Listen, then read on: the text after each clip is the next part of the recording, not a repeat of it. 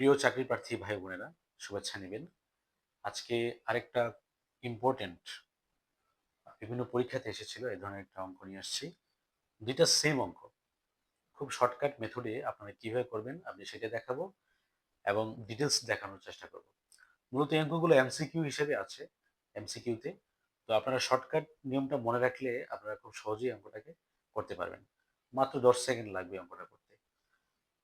তো অঙ্কটা কি আসছিল একটু খেয়াল করেন, যে টাকায় 10টি লেবু ক্রয় করে টাকায় 8টি বিক্রি করলে শতকরা কত লাভ হবে। আবার আরেকটা আসছে যে টাকায় 3টি লেবু ক্রয় করে টাকায় 2টি বিক্রি করলে শতকরা কত লাভ হবে। তার মানে টাকায় কিন্তু কিনেছে 10টি, আর উনি যখন বিক্রি করছে ওই ব্যবসায়ী, তখন টাকায় 8টি বিক্রি করছে। তার মানে টাকায় বলতে 1 টাকায়, 1 টাকায় 10টি লেবু কিনে 1 টাকায় 8টি বিক্রি করছে। তার মানে তার হাতে আরো কয়টা লেবু থাকে? 2টি। ঠিক এরকম ভাবে নিচের অঙ্কটা দেখেন, যে টাকায় 3টি লেবু ক্রয় করে টাকায় 2টি বিক্রি করছে। তার মানে 1 টাকা তার 3টা লেবু ক্রয় করে 1 টাকায় 2টি লেবু বিক্রি করছে। তার মানে তার হাতে আরো একটা লেবু লাভ আছে। উপরে লেবু থাকে লাভ কয়টা? 2টা। আর নিচে আছে কয়টা? একটা। তো আমরা জাস্ট একটা নিয়মেই আমি দেখাবো, দুইটা অঙ্ক আপনারা খুব সহজেই করতে পারবেন। তাহলে এই নিয়মটা, এই অঙ্কটাকে দেখাই, যে টাকায় 10টি লেবু ক্রয় করে 8টি বিক্রি করছে, তাহলে লাভ কয়টা হয়েছে একটু খেয়াল করেন তো। লাভ কিন্তু 2টি লেবু লাভ হয়েছে। হুম।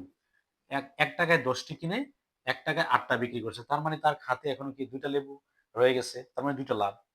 তো এটাকে আমরা কিভাবে করতে পারি?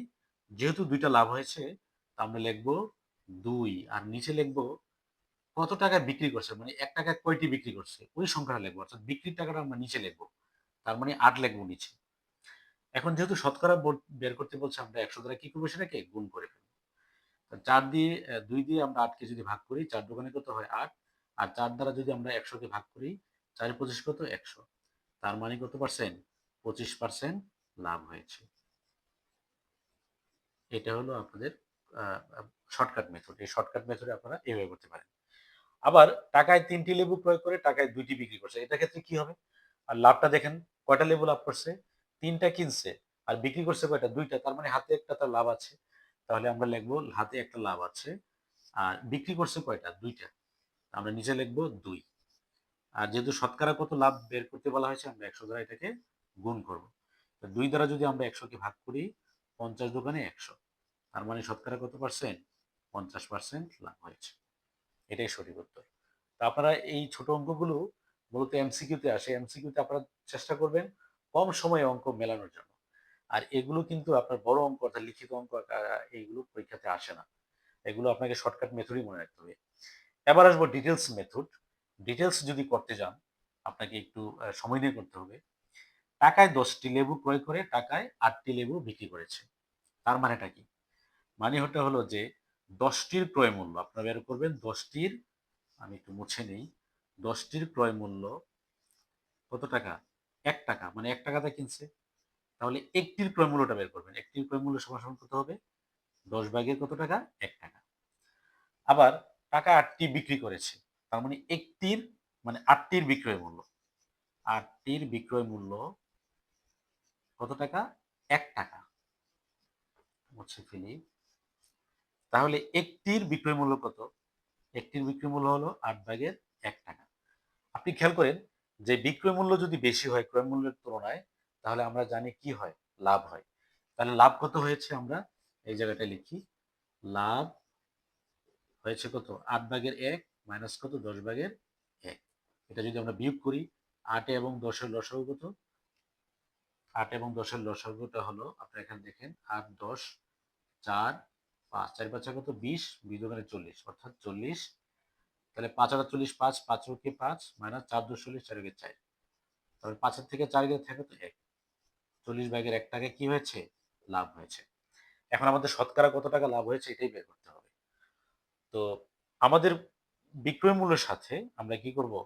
আমাদের এই যে, অর্থাৎ ক্রয় মূল্যের সাথে আমরা আমাদের এই বিক্রয় মূল্যটাকে, কত টাকা লাভ হয়েছে সেটা বের করব।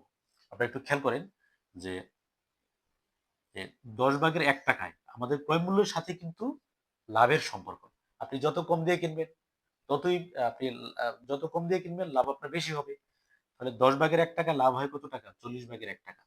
আমরা লিখবো যে 10 ভাগের 1 টাকায় লাভ, লাভ কত টাকা? 40 ভাগের, আমরা এটা এখানে বুঝলাম 40 ভাগের 1 টাকা।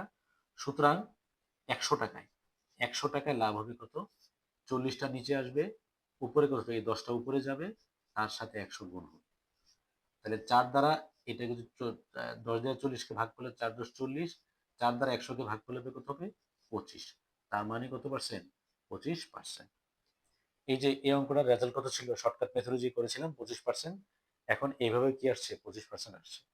তাহলে আপনারা একটার দাম বের করবেন, একটার ক্রয় মূল্য বের করবেন, আবার একটা বিক্রয় মূল্য বের করবেন। তো একটার ক্রয় মূল্য 10 ভাগের 1 টাকা, আবার একটার বিক্রয় মূল্য 8 ভাগের 1 টাকা। 8 ভাগের 1 টাকা হলো বেশি, মানে সংখ্যাটা বড়, তার মানে লাভ হয়েছে। বিক্রয় মূল্য যদি বেশি হয়, হ্যাঁ, বিক্রয় মূল্য ক্রয় মূল্যের চেয়ে বিক্রয় মূল্যটা যদি বেশি হয়, তাহলে লাভ। তাহলে লাভটা কত হবে? ক্রয় মূল্য বিক্রয় মূল্য মাইনাস ক্রয় মূল্য। আমরা পেয়ে গেলাম কত? 40 ভাগের 1। তো আমাদের এটা ক্রয় মূল্যের সাথে তুলনা করতে হবে। অর্থাৎ আমরা একটা কিনেছি 10 ভাগের 1 টাকা দিয়ে। তাহলে 10 ভাগের 1 টাকায় লাভ হয় কত টাকা? 40 ভাগের 1 টাকা। তার মানে একটাতে আমরা লাভ পেয়েছিলাম 40 ভাগের 1, আর কিনেছিলাম কত? 10 ভাগের 1 টাকা দিয়ে। তো 10 ভাগের 1 টাকায় লাভ হয় 40 ভাগের 1 টাকা। 100 টাকা লাভ, মানে শতকরা আমাদের বের করতে বলা হয়েছে। 100 টাকায় লাভ হয়, নিচে কত হবে? 40, উপরে হবে 10 গুণ 100। আমরা যদি ভাগ করি আমরা পেয়ে যাব কত? 25%। উত্তর হ্যাঁ, 25% লাভ হয়েছে। ঠিক এরকম ভাবে টাকায় 3টি লেবু ক্রয় করে টাকায় 2টি যদি বিক্রি করা হয়, এইভাবে করবেন যে টাকায় 3টি, তার মানে 3টির ক্রয় মূল্য 1 টাকা, একটির ক্রয় মূল্য কত হবে? 3 ভাগের 1 টাকা। এরকম ভাবে বিক্রয় মূল্য, 2টির বিক্রয় মূল্য 1 টাকা, তাহলে একটির বিক্রয় মূল্য কত? 2 ভাগের 1 টাকা। তো 2 ভাগের 1 টাকা যেহেতু বেশি, তার মানে বিক্রয় মূল্য বেশি। বিক্রয় মূল্য বেশি হলে কি হয়? লাভ হয়। তাহলে আপনারা লাভটা বের করে নেবেন। লাভ সমান সমান বিক্রয় মূল্য মাইনাস ক্রয় মূল্য। আমরা যদি বিয়োগ করি 3 ভাগের 2 ভাগের 1 থেকে 3 ভাগের 1 বিয়োগ দিলে যা হয় সেটা এটা হবে লাভ, একটাই লাভ। তখন আপনারা আসবেন যে ক্রয় মূল্য, অর্থাৎ 3 ভাগের 1 টাকা লাভ হয়। এই যে বিয়োগফলটা যত পেয়েছিলাম তত, 100 টাকা লাভ হয় কত? কাটাকাটি করলেই বের হয়ে যাবে। তো এই ২ টা অঙ্ক আপনারা আমার মনে হয় যে শর্টকাট মেথডটাকেই ফলো করবেন। আর আপনাদের বোঝার সুবিধার্থে আমি একটু ডিটেইলস আকারে দেখালাম। তো আপনাদের জ্ঞাতার্থে কিছু বলবো যে পরীক্ষায় আপনি ২০ টা অঙ্কের মধ্যে যদি আপনি মুখে, মুখে অর্থাৎ কলম ছাড়াই অন্ততপক্ষে ১০ টা অঙ্ক করতে পারেন, তাহলে ধরে নেন আপনি ওই পরীক্ষাতে আপনার চান্স পাওয়ার সম্ভাবনা ১০০%। ২০ টা অঙ্কের মধ্যে যদি আপনি ১০ টা অঙ্ক মুখে, মুখে করতে পারেন, এমসিকিউর অঙ্ক, তাহলে ধরে নিন আপনার ওই পরীক্ষাতে চান্স পাওয়ার সম্ভাবনা ১০০%। আজকে এই পর্যন্তই। ভিডিওটা যদি ভালো লাগে লাইক, কমেন্ট এবং শেয়ার করবেন। ধন্যবাদ।